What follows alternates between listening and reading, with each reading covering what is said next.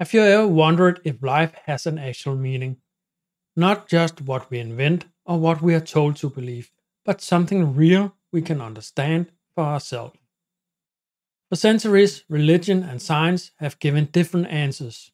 Religion often says the meaning of life is mysterious and known only through faith.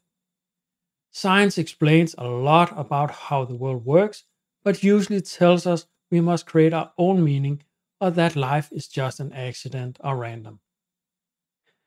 But there's a third perspective. Martinus, a Danish spiritual thinker, devoted his life to exploring the laws of existence.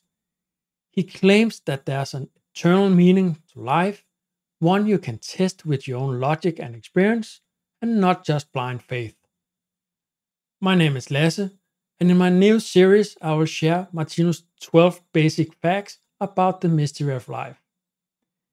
So please follow the playlist to explore each step and see if the ideas resonate with you. Let me know in a comment what you think about having this third perspective on life. Thank you for watching.